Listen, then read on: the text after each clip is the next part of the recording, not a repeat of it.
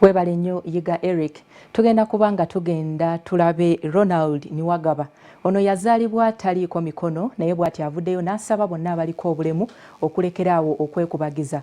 Kati nno nga tetunaba kuyingira mbeera y'omuggalo yali yeekolera ng'asobola okwetuusaako ekyokulya naye okuva omuggalo lwe gaalangirira ali mu bulamu obw'okubonaabona.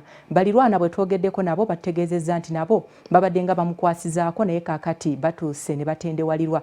Niwagaba awanjagidde abo bonna abasobola okuvaayo n'obuyambi bonna bamudduukirire.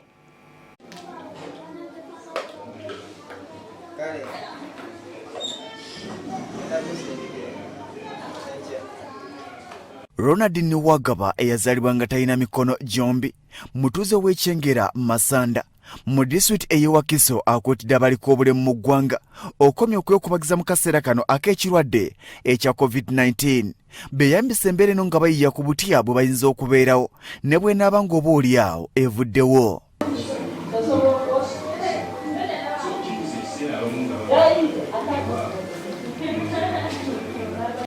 Niwagaba gwe tusanze mu kazigo ke ng'ayoza agamba nti yazaalibwa mu mbeera eno nga taliiko mikono wabula kino tekyamuviirako kwenyooma newankubadde nga yakula anyoomebwa abantu abalala.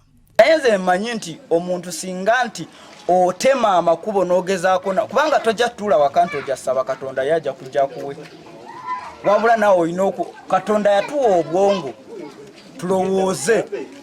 Agamba nti wadde nga yazaalibwa mu mbeera ng'eno tekyamugaana kubuulira njiri ya bulokole era kyagamba nti Katonda yamukumya okutuusa bw'ali ku lwaleero.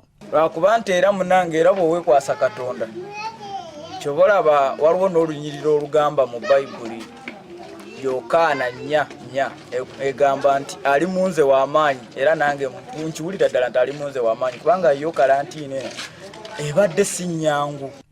Niwagaba ng'eggwanga terinagenda ku muggalo emirimu gye yagikakalabizanga mu kuzannya kaliyoki okusanyusa abantu ng'ayita mu nnyimba z'enjiri okusobola okufuna ku nsimbi ezamubeezangawo ne famire gy'ayina ey'omwana omu n'omukyala.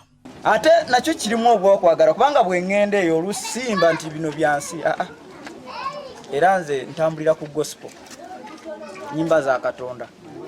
Wabula ku lwaleero agamba nti okuva eggwanga luli agenda ku muggalo embeera yamusukkako eyamuwaliriza okusindika mukyala we n'omwana mu kyalo olw'okulaba ng'ensimbi ezibalabirira tewakyali wa kuzijja.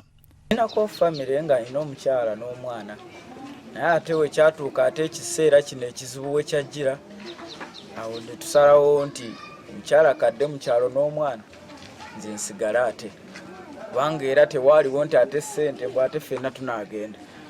Agamba nti mu kaseera kano ennyumba takyalina zigisasula nga ku lwaleero abanjibwa emyezi 3 ate nga n'ekyokulya atandise okuwamma ekiwamme kyokka agamba nti taweddeemu ssuubi kubanga alaba nga n'abataliiko bulemu bakaaba kyekimu.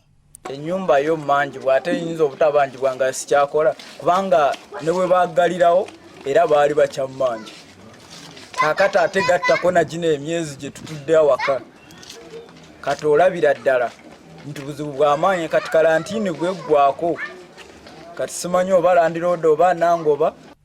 Aliko n'ebyawandiikibwa byatubuulidde mu kitabo ekitukuvu ekya Bayibuli byayimiriddeko ebimugumya mu mbeera gy'alimu era asaba abantu okukozesa embeera enzibu okuggyamu ebyokuyiga n'akubiriza n'abafumbo okwewala obusambatuko mu kaseera kano. Nze munze nkiraba nti waliko ekirwadde kyazze kiriko advantages ne disadvantage oba ebirungi n'ebibi kubanga awo olabira nti gundi ono abadde mukwano gwange.